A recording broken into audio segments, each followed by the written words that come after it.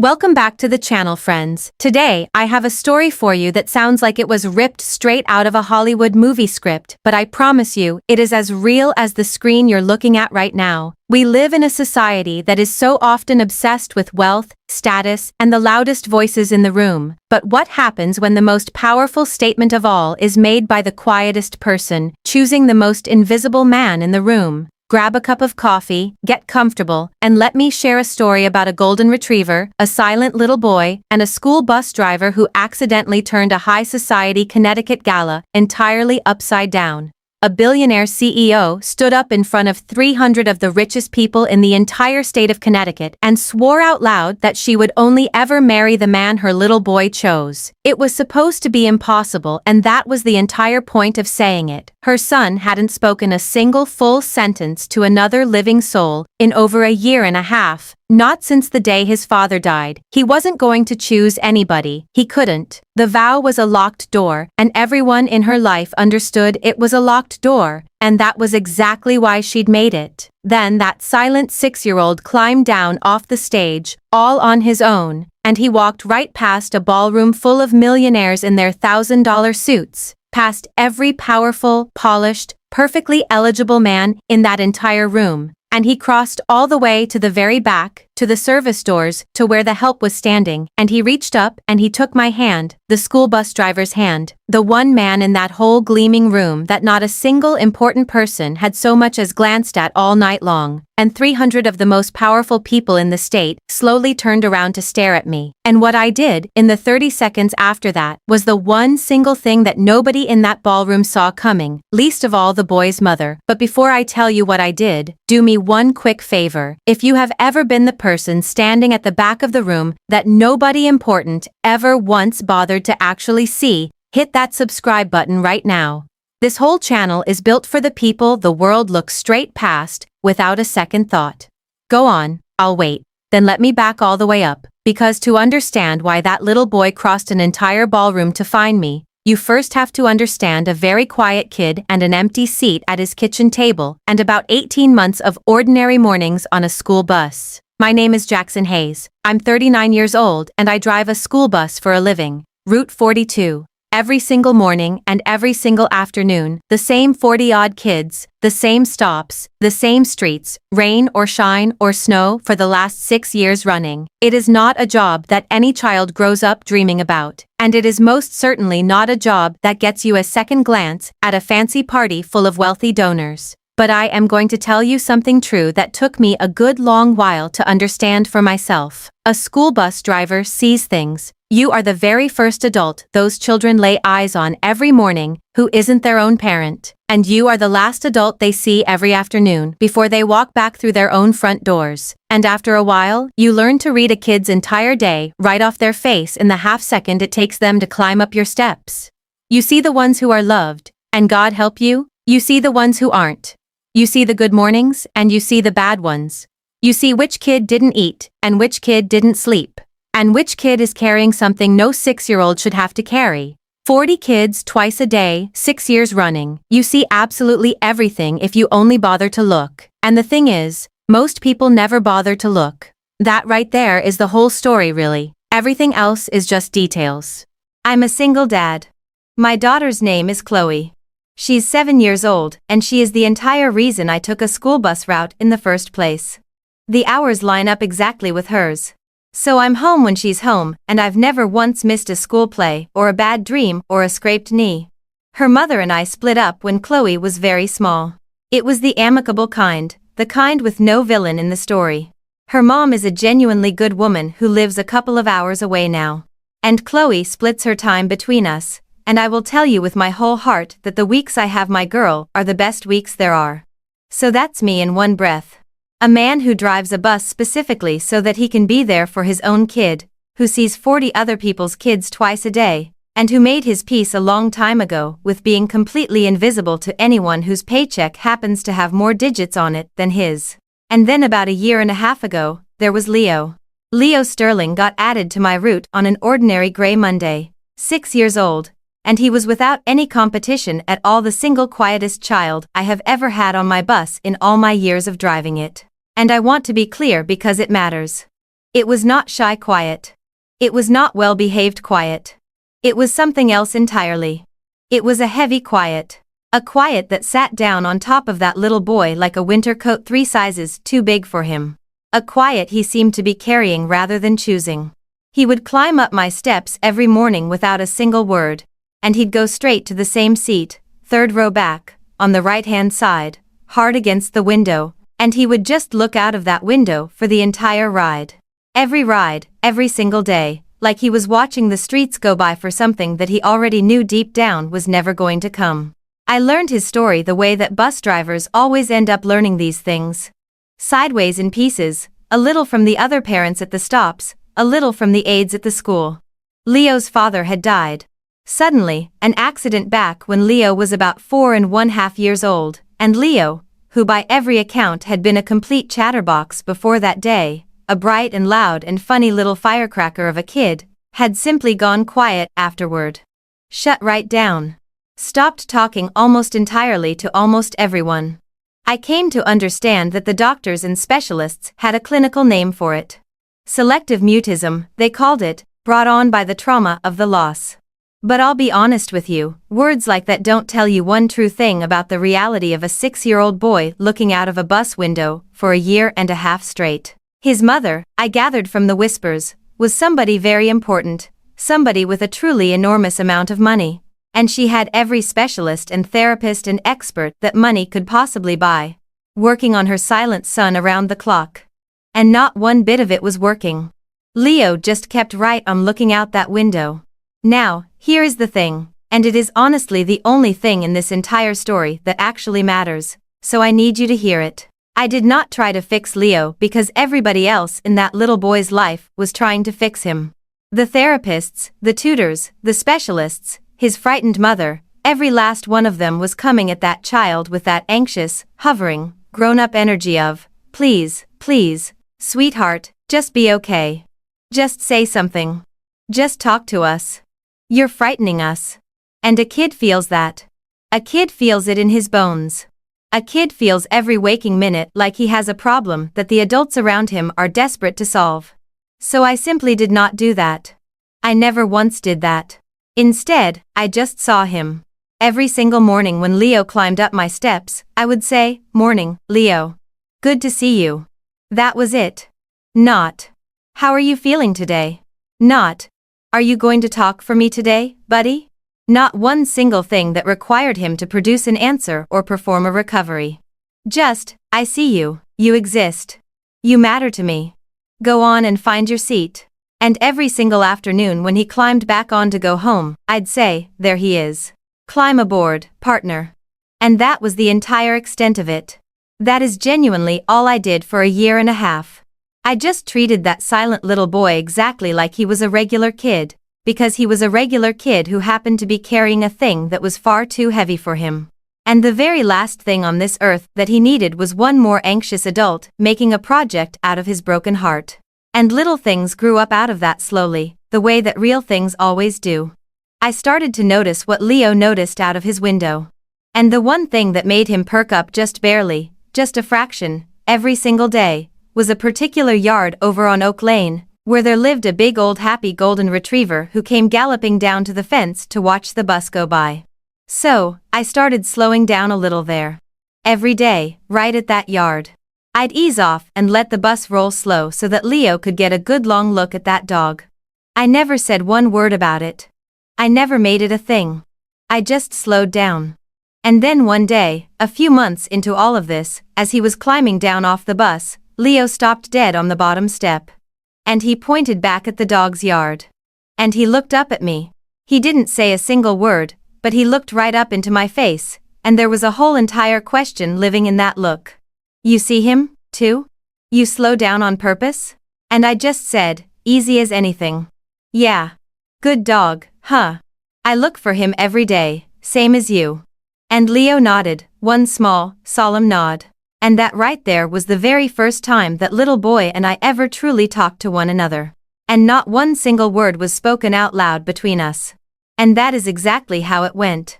From there, months and months of it, the smallest, slowest, most patient building of a thing in the world, between one grieving little boy and the bus driver who slowed down for his dog. He started saving up a wave for me from his front door in the mornings. He drew me a picture once, a yellow school bus and a brown dog side by side, and he handed it to me folded up into a tiny little square, and then looked the other way out the window while I unfolded it, like he couldn't bear to watch me see it. I taped it up to my sun visor that very afternoon, and I want you to know it is still taped there to this day. He never did say very much out loud, not for a long, long time. But somewhere inside those 18 months, on a school bus of all the places in the world, that grieving little boy quietly made up his mind that I was safe, that I was his. I didn't fully grasp it at the time, I'll admit. I just knew that I'd come to love that quiet kid in the third row more than I could rightly explain, and that the single best part of my entire morning had become, morning, Leo, and getting that one small solemn nod in return. I want to be clear about one more thing, because it bears on everything that came after. I did not know Leo's mother from a complete stranger on the street. I had never once met the woman. The morning drop-offs and the afternoon pickups were always handled by a nanny, a kind, soft-spoken woman named Elena, who I'd come to know a little. I knew, of course, that Leo came from real money. You could read it easily enough. The quality of his little clothes, the address of his stop, the fact of a full-time nanny. But I had absolutely no idea how much money, and more to the point, it had genuinely never once crossed my mind to care about it. He wasn't a rich kid to me. He was just Leo. He was the boy who loved the dog on Oak Lane, which is precisely what makes the thing that happened next so strange that even now, all this time later, I still find myself shaking my head about it. It was the school district's big annual charity gala. Now, ordinarily, an event like that has exactly nothing to do with a man who drives a school bus. But the district had recently started up this tradition of having a handful of staff members from each individual school attend the thing. A few teachers, a couple of aides, and yes, one bus driver drawn by simple lottery as a kind of warm gesture celebrating the whole school family. All of that. And as my luck would have it, my name got pulled out of the hat, and I very nearly didn't go at all. A glittering ballroom full of wealthy donors is just about my least favorite imaginable way to spend an evening, and on top of that, I'd have to find somebody to watch Chloe for the night. But the principal, a decent woman, made it sound like it genuinely mattered, like the staff being seen there meant something real to the school. So, in the end, I went down and rented the one and only suit I have ever rented in my life. And I went, and my entire plan, start to finish, was to stand quietly at the back of the room near the doors, eat a few of those tiny, pointless, fortifying appetizers, smile politely at nobody in particular, and then slip out the very second it was polite enough to do so. What I did not know, what not one single person had thought to mention to the bus driver, was that the gala's single biggest donor that year, the woman whose name was printed on half the evening's program, the CEO whose company was personally funding the entire new wing of the school, was a woman named Victoria Sterling, Leo's mother. And there was a great deal more that I didn't know. Besides, I did not know that Victoria Sterling had spent that entire year and a half as the target of what I can only really describe looking back on it as a slow-motion siege. Because a young, beautiful, brilliant, and newly widowed billionaire is, as it turns out, very nearly the most hunted creature walking the face of the earth. Every ambitious man in 3 states had been quietly circling her ever since her husband died. And I mean a very particular kind of man. The kind who looks at a grieving woman with an enormous fortune and a small fatherless boy at her side and who does not see a grieving woman at all but instead smells a once-in-a-lifetime opportunity. They befriended her. They maneuvered. And worst of all, they befriended Leo clumsily, transparently, with all the grace of a brick. They bought that silent little boy expensive gifts he had no interest in. They ruffled his hair and called him champ. They performed being wonderful with children loudly whenever his mother happened to be watching and ignored him completely the instant she wasn't. And Leo, who did not speak but who saw absolutely everything, who had nothing to do all day but watch and listen and notice, Leo despised it. Of course he did. Children always know. Children are the finest lie detectors that God ever built. They can smell a performance from across a room. And they never, ever forget who was real with them and who was only acting. And Victoria, worn down to absolutely nothing by all of it, by the grief and the loneliness and the endless circling siege of it, had at some point said a thing. Half in genuine earnest, and half, I think, simply to make the circling men finally give up and go away. She had said it to her family and to her board of directors, and even pointedly to the suitors themselves, and somewhere along the line it had hardened into a known and settled fact about her. Victoria Sterling would not so much as consider marrying again, not for any reason, unless it was to a man that her son chose for himself, her son, the boy who did not speak, the boy who wanted absolutely nothing to do with any single one of them. It was, as every soul in her orbit perfectly understood, simply her elegant and unanswerable way of saying never. It was a locked door with the key thrown into the sea. Because the only person alive who could ever turn that particular lock had gone completely silent a year and a half before, and showed no earthly sign of ever turning it for anyone. So, I need you to picture that gala now. Picture the CEO up near the front near the stage, gracious, composed, exhausted to her very bones underneath the gown and the smile, and orbited the whole night long by exactly the sort of polished, wealthy, eligible men I've been describing to you. Each one taking his careful turn at her side. Each one with half an eye on her, and the other half an eye trained on the silent little boy in the miniature blazer, standing close against her leg. Each man performing warmth and fatherliness at that child for his mother's benefit. And then, all the way at the other end of that enormous room, picture me standing at the very back by the service doors, holding a tiny plate with something unidentifiable on it, my rented collar too tight, quietly counting down the minutes in my head until it would be decent enough for me to go home to my daughter. And now, picture Leo standing there beside his mother in a vast room full of glittering strangers who every single one of them wanted something from her, watching man after man crouch down to his level and aim a great big fake smile at him and call him buddy and little man and champ. That heavy 3 sizes too big coat of quiet sitting on his small shoulders. 6 years old in the middle of all of it and completely, utterly alone. I didn't even know the boy was in the building until I heard the whole room change. You know the way a room sounds when something is suddenly happening in it, the way the hum of 300 conversations drops all at once, the way heads start to turn in a wave. I looked up from my sad little plate and the entire ballroom had gone quiet and was turning to look at something out on the floor, and the something that they were all looking at was a little boy walking. Leo had stepped away from his mother. Away from the stage, away from the ring of important circling men, away from all of it, and he was walking entirely by himself, straight across that enormous, polished ballroom floor, with 300 of the most powerful people in the state watching him do it in a single, straight, and certain line. It took me an embarrassingly long few seconds to understand that he was walking toward me. I genuinely actually turned and looked behind myself to see who he must really be aiming for, but there was no one standing behind me at all.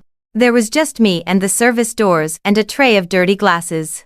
Leo walked the entire length of that ballroom, past every last millionaire in it, past every powerful man who'd spent a year and a half performing for his mother, and he came to a stop directly in front of me, and he tipped his head all the way back to look up at me with those serious, solemn brown eyes, and he reached his small hand up, and he took hold of mine.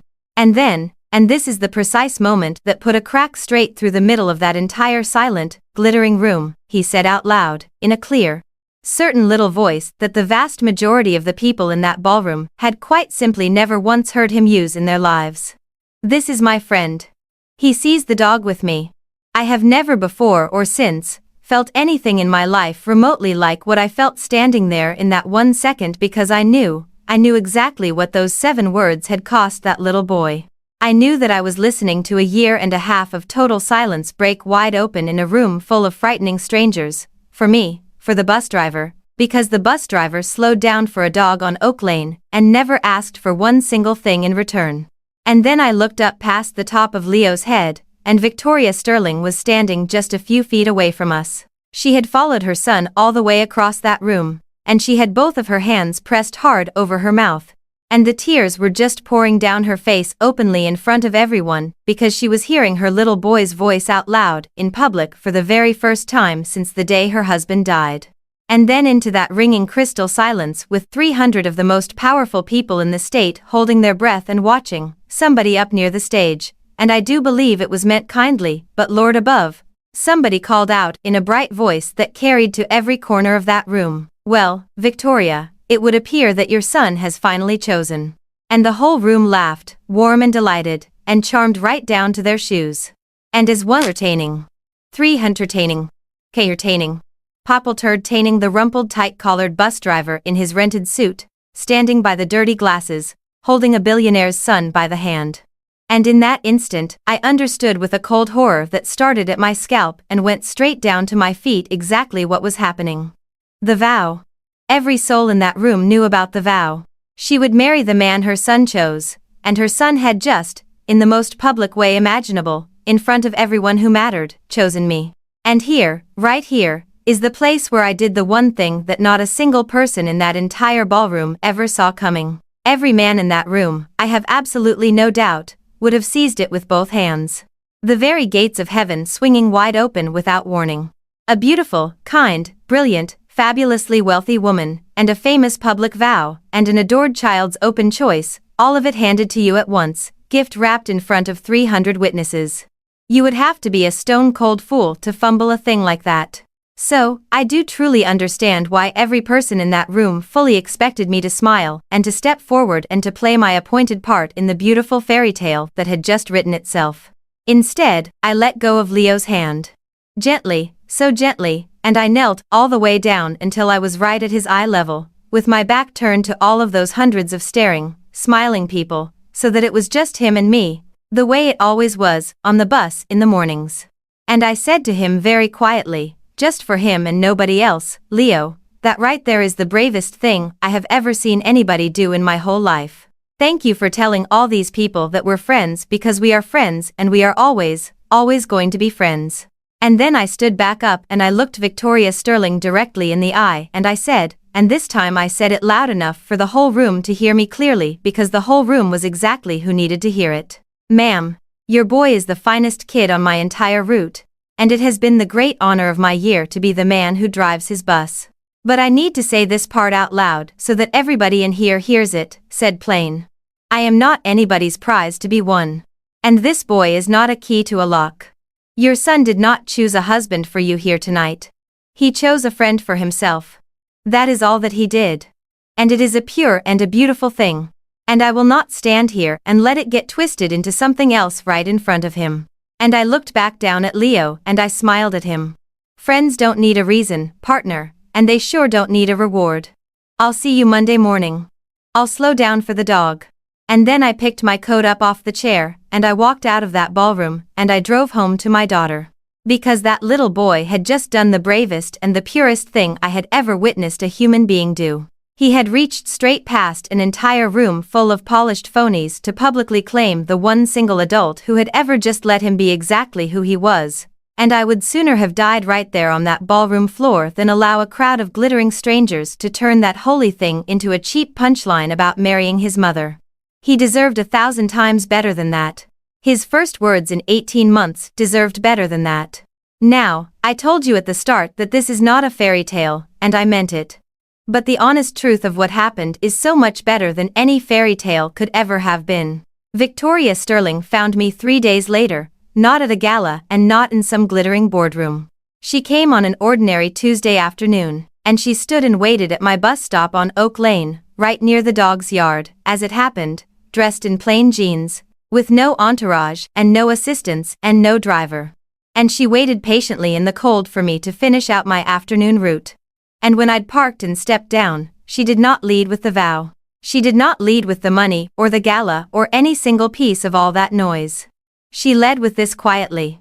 Thank you for not taking the thing that every single person in that room wanted you to take. Every other man alive would have taken it. You are the very first man in 2 years who looked at my son and did not instantly see a way to use him to get to me. And so we talked. Just talked. The two of us standing there by the side of an ordinary road while a big old golden retriever watched us the whole time through the slats of his fence. She told me about her husband and about the long siege of the last 2 years and about how staggeringly alone a person can be standing in the very middle of all that money. And I told her about Chloe and about Route 42 and about how you learn after enough years to read a child's entire day right off their face. We did not talk about the vow at all, not once. We just talked like two tired single parents standing at a bus stop. which when you strip away every other thing, is exactly and completely what the both of us actually were underneath it all. I'm going to be very careful with you here because this next part is the true heart of it, and I refuse to cheapen it. I did not fall for Victoria Sterling because she was rich. God knows the money was nothing in the world but a complication. A great looming obstacle that kept me certain for months and months that the wisest and most decent thing I could possibly do was to keep my distance from that woman entirely, because the very last thing I would ever want to do on this earth was to prove that laughing ballroom right about me. And she, for her part, most certainly did not fall for me because I was some noble, humble, salt-of-the-earth poor man. She would have seen straight through that in a heartbeat. And frankly, it would have disgusted her and me, too. No, what actually happened between us was so much slower and so much quieter and so much realer than any of that. It was two people who had each been worn right down to the bone by their own private griefs, who slowly discovered that they could simply sit together and be two ordinary human beings, with a quiet little boy between them, who had, in his own way, already chosen the both of us. Leo was the matchmaker, but not in the way that whole ballroom thought he was. He did not choose me for his mother. He chose me for himself. And his mother, watching very closely over the weeks and months that followed how a man treated her precious son, when there was supposedly absolutely nothing in it for him. She slowly chose me, too, entirely on her own, in her own time, for her own good reasons. And that is the only possible order in which it could ever have happened and still been something real. We took it slow, months and months of slow. For Leo's sake, far more than for our own, honestly, I would not, under any circumstances, let that little boy get himself attached to a thing that might still fall apart and break his heart all over again. We married a year and a half later, small in a backyard on a bright afternoon, and Leo talked the entire day, start to finish.